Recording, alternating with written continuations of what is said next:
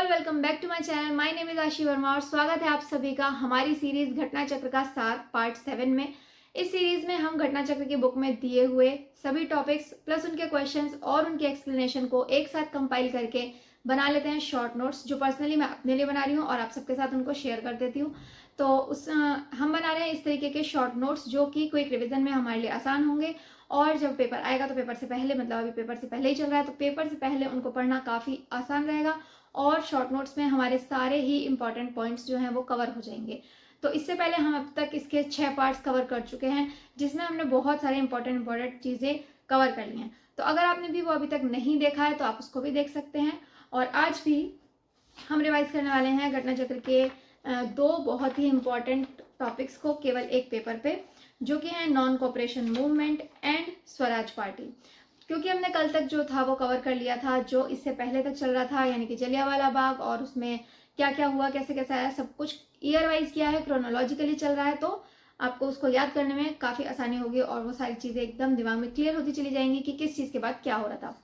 ठीक है, तो आज बस हम उसी से आगे का करेंगे कि गांधी जी ने किस तरह से नॉन कोऑपरेशन मूवमेंट को स्टार्ट किया, किन लोगों ने उनको अपोज किया, किन्होंने उनको सपोर्ट किया और फिर आगे उसके बाद ईयर वाइज और डेट वाइज आगे क्या क्या होता रहा और उसके बाद हम बात करेंगे स्वराज पार्टी। तो चलिए वीडियो को स्टार्ट करते हैं। तो चलिए आज का टॉपिक शुरू करते हैं, जो कि एक पेज पर हम जल्दी से कवर कर लेंगे नॉन कोऑपरेशन मूवमेंट को। तो नॉन कोऑपरेशन मूवमेंट को सबसे पहले हम देखते हैं कि कहाँ कहाँ पर सक्सेस मिली।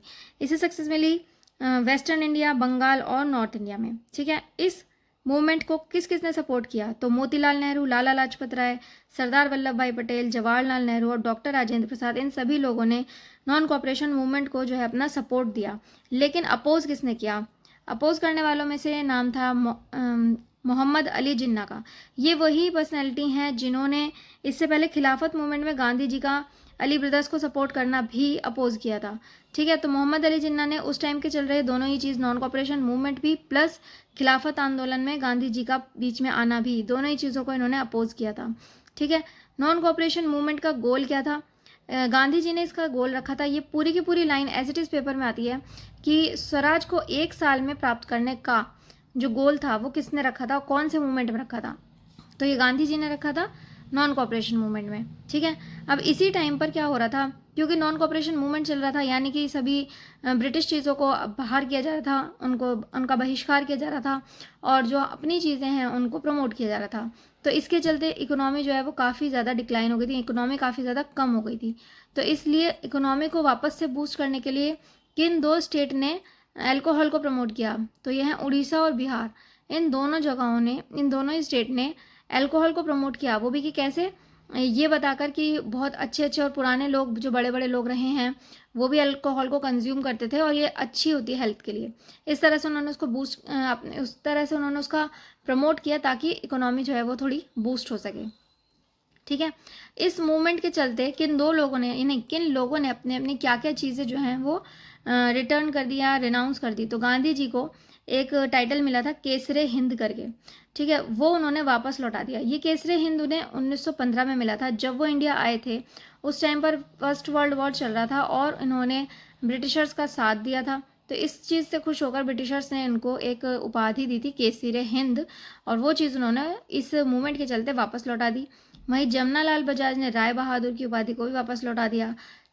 CR दास, ये हैं चितरंजन दास, जमनालाल बजाज, डॉक्टर राजेंद्र प्रसाद और मोतीलाल नेहरू, जवाहरलाल नेहरू, पंडित विट्ठल भाई पटेल और वल्लभ भाई पटेल, इन सभी ने अपनी जो ये वकालत कर रहे थे उसको भी छोड़ दिया। ठीक है, ये सब लोग वकालत कर रहे थे, इन्होंने इस मूवमेंट के चलते इन सब लोगों ने अपनी ये चीज़ों को छोड़ दिया था।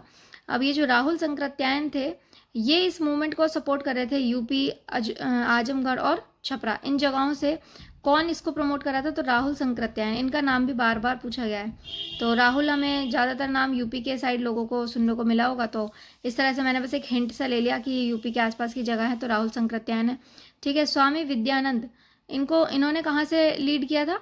बिहार से। ठीक है, तो अभी पीछे भी एक वो आया था जिसमें सरस्वती करके था, उसमें हमने हिंट लिया था कि सरस्वती बिहार के लोगों के पास ज़्यादा होती है, वहाँ से वो लोग IAS वगैरह ज़्यादा निकलते हैं बनकर।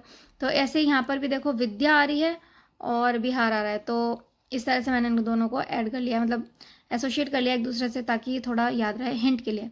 ठीक है। स्वामी विद्यानंद कहाँ से लीड करे थे? बिहार से करे थे इस मूवमेंट को लीड, ठीक है।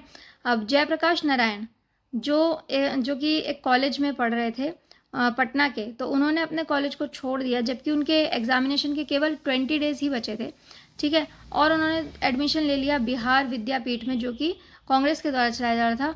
तो ये वाला नाम याद है कि किन्होंने अपने पढ़ाई को बीच में छोड़ दिया था इस मूवमेंट के चलते, क्योंकि हम सभी विदेशी चीज़ों को जो है वो छोड़ रहे थे। तो जयप्रकाश नारायण ने अपना कॉलेज छोड़ दिया था, ठीक है। अब हम आ जाते हैं डेट्स पर कि किस किस डेट पर क्या क्या हो रहा था। ये तो था सारा मूवमेंट की किस तरह चल रहा है नॉन कॉपरेशन मूवमेंट। इससे पहले वाली वीडियो में हमने देख लिया था कि नॉन कॉपरेशन मूवमेंट स्टार्ट कब हुआ था। 1 अगस्त 1920 को जो नॉन कॉपरेशन मूवमेंट है वो स्टार्ट हो चुका था। जिस दिन किन की मृत्यु हुई थी ये बात आप मुझे कमेंट्स में बताना। अगर आपने पिछली वीडियो देखी है तो आपको बस ज़रूर पता होगा। तो ऐसा समझ लीजिए कि आज का एक क्वेश्चन है कि 1 अगस्त 1920 को किन की डेथ हुई थी जिस दिन नॉन कॉपरेशन मूवमेंट चला था, ठीक है। पिछली वीडियो में हमने ये कवर किया था लास्ट में।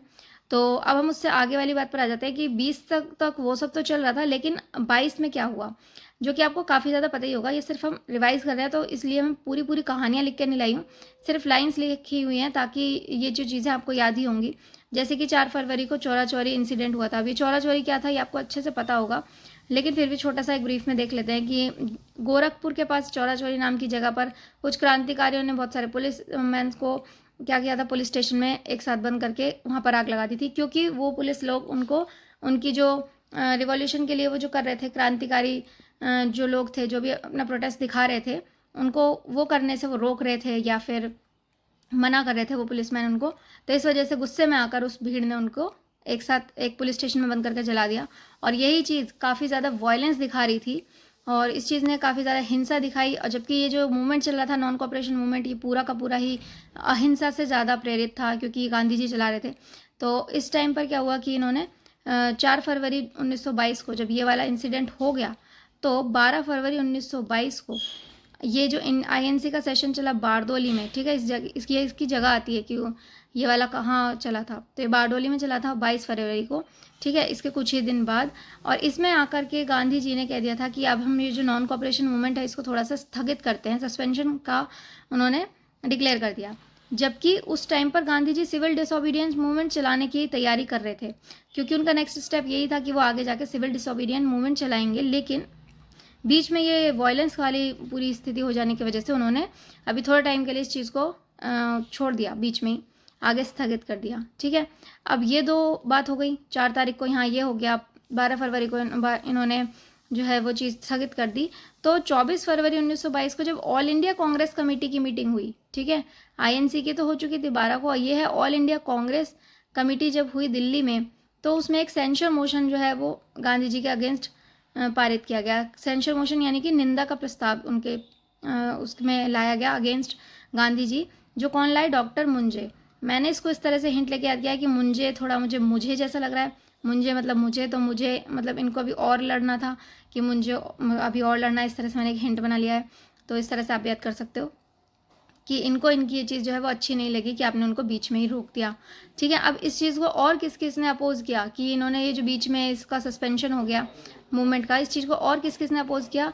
CR दास और मोतीलाल नेहरू ने इस चीज़ को बहुत ज़्यादा अपोज किया कि ये इस तरह से बीच में आपने कैसे रोक दिया मूवमेंट जो चल रहा था, ठीक है। अब ये दो नाम बहुत ज़्यादा इंपॉर्टेंट है कि CR दास यानी कि चित्तरंजन दास और मोतीलाल नेहरू जी ने इस चीज़ को अपोज किया, क्योंकि आगे जाके यही दोनों एक अलग पार्टी बना लेंगे, ठीक है। और फिर 10 मार्च को 1922 को गांधी जी को 6 सालों के लिए अरेस्ट कर लिया, मतलब उनको अरेस्ट कर लिया, उनको 6 साल की सज़ा मिली, ठीक है। तो ये तो था पूरा नॉन कॉपरेशन मूवमेंट, ठीक है।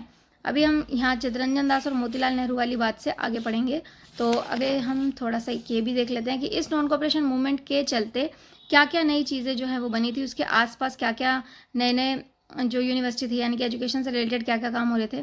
तो पहले ये 1916 वाला देख लेते हैं, क्योंकि मुझे ये बाद में दिखा था तो मैंने यहाँ जोड़ दिया है। तो 1916 में बनारस हिंदू यूनिवर्सिटी बाय मदन मोहन मालवीय ये इस्टेब्लिश की गई, और ये इसके वाइस चांसलर रहे थे 1919 से लेकर 1939 तक, ठीक है। और इसको चांसलर को बोलते हैं कुलपति, ठीक है। ये इसके कुलपति रहे थे 1919 से लेकर 1939, ठीक है। बनारस हिंदू विश्वविद्यालय मदन मोहन मालवीय। फिर 20 में गुजरात विद्यापीठ इन अहमदाबाद, ठीक है। और एक और ये जामिया मालिया इस्लामिक खोला गया था अलीगढ़ में, जो कि बाद में दिल्ली शिफ्ट कर दिया गया था, ठीक है। और 1921 में काशी विद्यापीठ बनारस में खोला गया था, 21 में काशी विद्यापीठ बनारस में। तो ये 2-3 चीज़ें हैं जो ईयर के वाइज पूछी जाती हैं कि किसने कब और कहाँ इस्टेब्लिश किया, ठीक है। तो चलो जल्दी से आ जाते हैं 1923 की स्वराज पार्टी पर। अभी हमने देखा नॉन कोऑपरेशन मूवमेंट शुरू हुआ, उसके बाद उसको बीच में ही सस्पेंशन की बात कर दी गई, जिस चीज़ से काफ़ी सारे लोग अपोज करने लग गए उसका, जैसे कि चित्तरंजन दास और मोतीलाल नेहरू, इन लोगों ने इसको अपोज किया। तो अब क्या हुआ 1923 में, तो उसके लिए हम थोड़ा सा 1922 को ही देखते हैं। तो अभी एक आईएनसी हुई इसके बाद, ठीक है। 1922 में एक और नेशनल कांग्रेस की वो हुई मीटिंग, सेशन हुआ गया में, ठीक है। अब इसको कौन प्रिसाइड करा था, इसको प्रिसाइड करे थे CR दास, ठीक है। इन्होंने क्या किया कि इन्होंने अपना कोई एक आइडिया लोगों के आगे पुट किया। इन्होंने, जो अब तक ये लोग नहीं कर रहे थे, गांधी जी के कहे में आकर, उनके कहने के अकॉर्डिंग चलते हुए, ये लोग अभी इलेक्शन से दूर थे, लेकिन इन्होंने अपना एक आइडिया रखा कि हमें सेंट्रल एंड प्रोविंशियल लेजिस्लेचर में पार्ट लेना चाहिए और इलेक्शन के थ्रू उसके अंदर जाना चाहिए और अपनी बातों को उन तक रखना चाहिए, या जो भी वो आगे करने की प्लानिंग कर रहे हैं उसको हमें वो चीज़ हमें पता होनी चाहिए, ठीक है। लेकिन ये चीज़ बाकी के जो लोग थे ना वहाँ पर, उन लोगों ने रिजेक्ट कर दी कि नहीं ऐसा नहीं होगा, ठीक है। तो इनको अब बुरा लगा या इनको गुस्सा आया, जो भी हुआ होगा, इन्होंने क्या किया, रिज़ाइन कर दिया अपनी प्रेसिडेंसी से वो वाली, ठीक है। अब उसके बाद 1923 में क्या हुआ, लेकिन हम थोड़ा सा CR दास के बारे में जान लेते हैं कि ये कौन थे। एक तो इनको देशबंधु के नाम से जाना जाता है, ठीक है। तो मैंने इनको इस तरह से याद किया है कि जो ये नेम है इनका चित्तरंजन दास, इन नेम के एक पर्सन को मैं जानती हूँ, तो मैंने बस ऐसे देख लिया कि वो पूरे देश के जो हैं वो फ्रेंड है, देशबंधु है, क्योंकि वो एक फ्रेंडली नेचर के इंसान है। तो इस तरह से आप भी, जब आपको किसी का नेम के साथ कुछ याद करना हुआ करे, तो आप उस नाम के किसी इंसान को जानते हो तो उससे उसको रिलेट कर लिया करो उससे, तो काफ़ी आसान हो जाता है इस तरह से मुझे याद करना, ठीक है। तो देशबंधु का मतलब होता है the friend of the nation, ठीक है। इन्होंने इंग्लैंड में पढ़ाई करी थी और इंडिया में उनको ज़्यादा नेम फेम तब मिल गया जब उन्होंने अरविंद घोष को बचा लिया अलीपुर बॉम्ब केस से, ठीक है। जब अलीपुर एक बॉम्ब केस हुआ था जिसमें अरविंद घोष को उन्होंने बचा लिया था, इस वजह से ज़्यादा फेमस हो गए थे उसके बाद से। तो अब 1923 में क्या हुआ, इसके बाद जब उन लोगों ने यहाँ पर उनकी बात नहीं रखी गई, तो इन्होंने अपनी एक खुद की स्वराज पार्टी को फाउंड किया, जिसके प्रेसिडेंट रहे CR दास और जनरल सेक्रेटरी रहे मोतीलाल नेहरू। इन्हीं दोनों ने उस चीज़ को अपोज किया था और अपने अब 1923 में इन्होंने अपनी एक पार्टी बना ली। इसी पार्टी के अदर प्रोमिनेंट लीडर्स थे श्रीनिवास अयंगर और NC केलकर, ठीक है। अब एक बार देख लेते हैं कि 16 दिसंबर 1922 में भी एक पार्टी हुई थी, इंडिपेंडेंट पार्टी, जिसमें जो मदन मोहन मालवीय प्लस मोतीलाल नेहरू की बनाई हुई थी, ठीक है। तो अब ये जो मोतीलाल नेहरू हैं, ये दोनों में ही कॉमन है, हमें बस इनके नाम याद करने हैं इन दोनों के। एक में है CR दास जो कि है स्वराज पार्टी, और एक है मदन मोहन मालवीय जो कि हैं इंडिपेंडेंट पार्टी। और फिर 1925 में फाइनली सेंट्रल लेजिस्लेटिव असेंबली के स्पीकर जो बने वो थे विट्ठल भाई पटेल। और इसी तरह से हमारे हो जाते हैं ये दोनों टॉपिक्स कवर।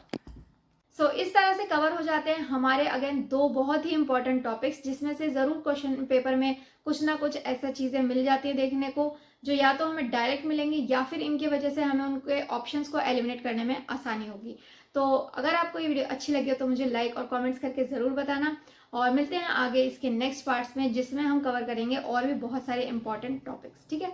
तो अब अगर जो भी आपने अब तक कवर कर लिए हैं टॉपिक्स, उनको अगर आप घटना चक्र की बुक से लगा कर देखोगे उनके क्वेश्चंस, तो डेफिनेटली वो सारे क्वेश्चंस आपसे सॉल्व हो जाएंगे। तो चलिए मिलते हैं अगले इसके पार्ट के साथ। Till then bye bye.